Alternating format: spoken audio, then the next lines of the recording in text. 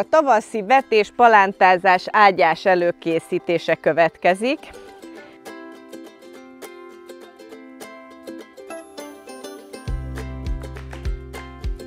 Muszáj kitérnem először erre a területre, ugye itt nekem mindig egy permakultúrás kertet látok, egy komposztágyást. Sajnos tavaly ősszel, tél elején nem tudtam a kerttel foglalkozni családi okok miatt. Ezért azt a megoldást választottam most tavasszal, hogy a kész komposzttal terítem be a talajt. Egy teljesen más művelési mód, viszont az egyik legjobban működő, a legtermékenyebb, legegyszerűbb művelési mód. Akármilyen talajunk is van, a legegyszerűbb minden tavasszal egy 5-8 centi vastagon magukat az ágyásokat beteríteni komposzttal, és tulajdonképpen talajtakarásként is tud funkcionálni. Lefolytja az alatta lévő magokat, és ha nem ásunk, már pedig nem ásunk, több okból is, akkor sokkal évről évre egyre kevesebb gyom lesz a zöldséges kertünkben. Persze lesz, mert hordja a szél is a magokat, tehát mindig lesz gyom, de megfigyelhetjük, hogy egyre-egyre kevesebb, ez látszik az én magasított ágyásaimon is. Hát ezen egyértelműen, mert itt mindig szalmatakarás van. Csak még egy kitérő, mielőtt belemegyek, hogy mennyire fagyérzékeny minden többféle, és a burgonya is állítólag. Hát ezt nézzétek meg. Ez egy tavalyi tök, amit itt hagytam az ágyáson. Természetesen egyáltalán nem fagyott el, de erre nincs szükségem, mert ilyenkor ez már elfajzik. Még itt van a tök héja is, ide nézzetek. Tehát az összes mag kikelt, ki is dobom. Reméljük a többi nem fog, még itt is egy adag. Ezt is kidobom, mert erre nem lesz szükségem. Szóval, ágyás előkészítés. Attól függ, hogy milyen a talajotok. Ha nagyon-nagyon tömör, akkor se ássátok fel, mert azt a rengeteg gyommagot, ami alul szunnyad, éppen hibernált állapotban van, mind fölhozzuk a felszínre, és mind ki fog tudni kelni. Tehát, ha nagyon kötött a talaj, akkor is inkább ásóvillázzatok, ezt már máskor is mutattam, leszúrjuk az ásóvillát, és csak megmozdítjuk. Leszúrjuk, és megmozdítjuk. Nekem itt nincs erre szükség, mert itt van egy 40 centi komposzt már, ami nagyon jó, levegős, laza. De ennyit csináljatok, ez a legegyszerűbb, hogyha kötött. Ha nem olyan nagyon kötött a talajotok, akkor ráteszitek egyszerűen csak az ágyásokra.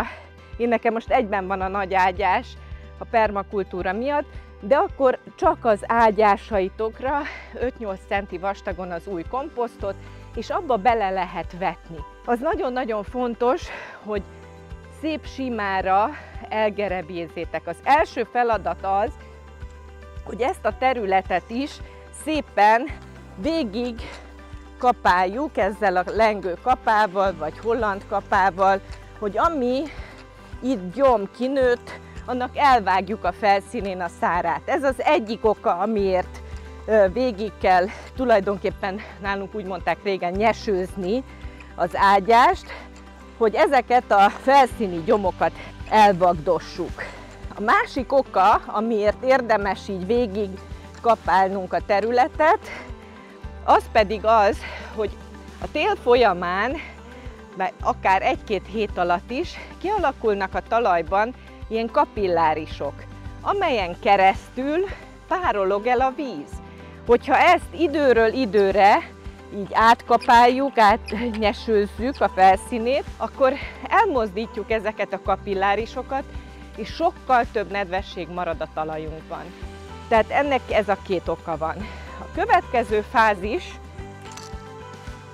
az, hogyha magot szeretnénk vetni, akkor nagyon szépen egyenletesre elgerebézzük a felszínt.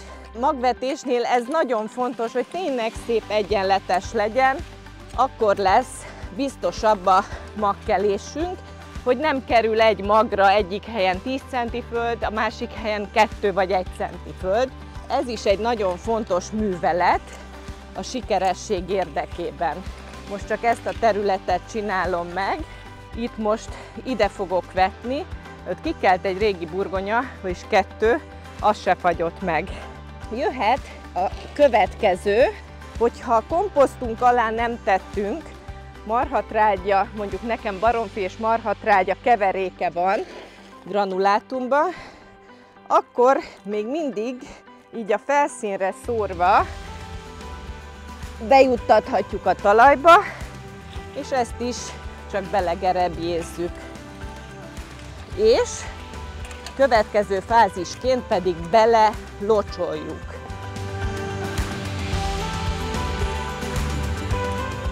És akkor jöhet a baktofil. Magvetés előtt is és palántázás előtt is én egy baktofilt az adott ágyásba mindig beöntözök. 2 évvel ezelőtt csináltam meg a kísérletet, a baktofil is és a gyökérgomba is, a szimbivit is rengeteget hozzátesz. Azért kertészkedünk, hogy ne együnk vegyszert, azt pedig úgy érjük el, hogyha jó erősek a növényeink, mert kevésbé fogja megtámadni a gomba is, a rovarkártevők is, minden. Ezektől egy olyan 30-40%-kal nagyobb, egészségesebb növények lesznek a kertünkben. Úgyhogy én ezt ezután sose hagyom el. Most jöhet a víz. Egy ilyen zacskónyit egy kannányi vízben oldom fel. Nem kell kivenni a zacskóból, a zacskó elolvad, és szépen a vízsugárral el is tudom keverni.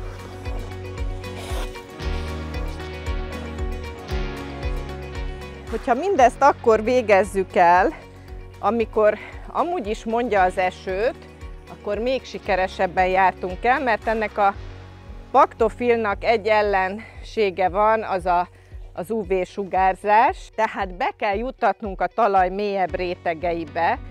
Tehát most fogom magam, és még belocsolom. Amúgy is talajtakarást csak akkor csináljunk, hogyha nedves a talajunk, tehát ne a száraz talajt fedjük le, hanem a vízzel teli talajt.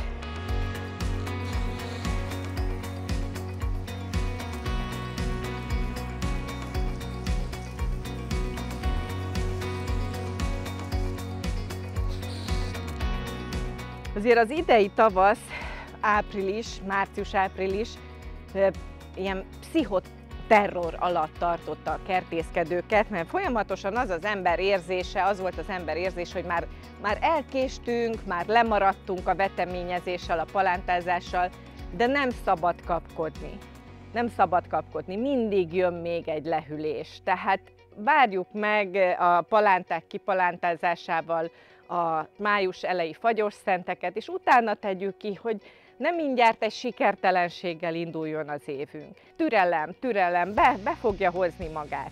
Nos, és akkor ott tartunk, hogy talajtakarás. Ugye tudjuk jól, hogy egyre inkább szárazak a nyarak, és nagyon hektikusan jön a csapadék, ezért lehet ugye mulcsolni. Legegyszerűbb talajtakarás ugye a szalmával takarás, vagy a saját kertünkben levágott füvet szétterítjük, megszárítjuk, de vízesen sose tegyük a zöldségeink köré, mert befilcesedik, akár gombásodhat is, szóval nem tesz jót. Szárítsuk ki a füvön, legyen egy fűszénánk, és azzal takarjuk be a már kikelt veteményt, a már bepalántázott paradicsomot, paprikát, padlizsánt, többféléket, bármit.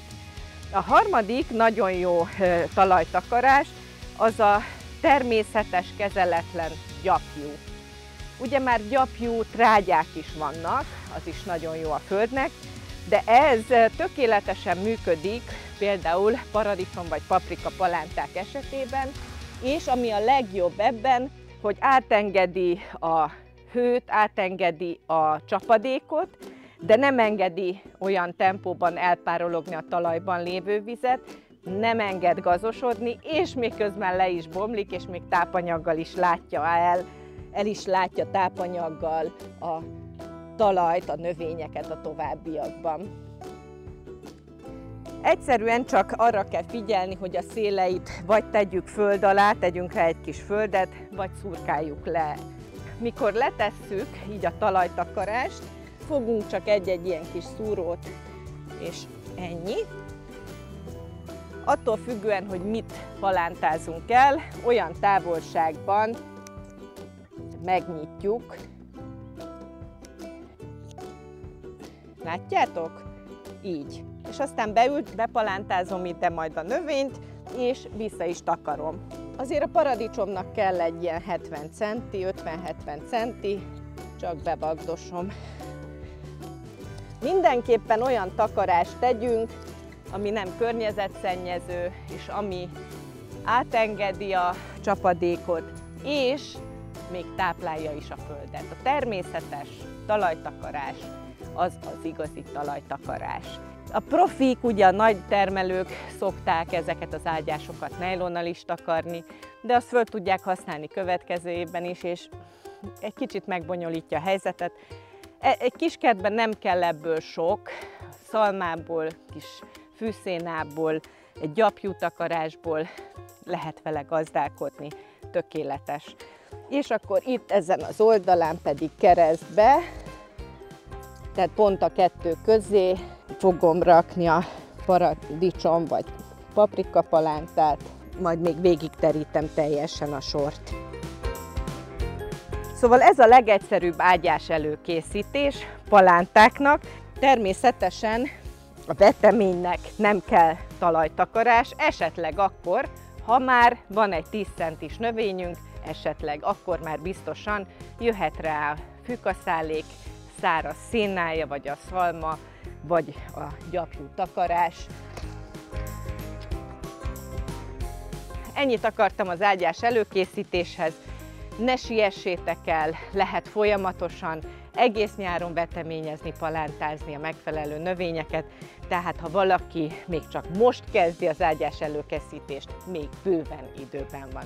Kertészkedjetek, és kövessetek be a YouTube csatornámon, hiszen rengeteg kerti ötletet találtok. Ebben az évben végigmegyek szisztematikusan, hogy melyik növényfajtával mit kell csinálni, hogy igazán szép termésetek és sikeretek legyen.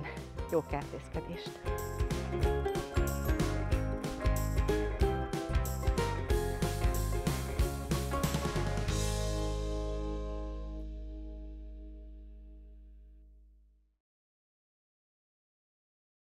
Borbás Marcsi minden könyve a www.1.shop.hu oldalról rendelhető.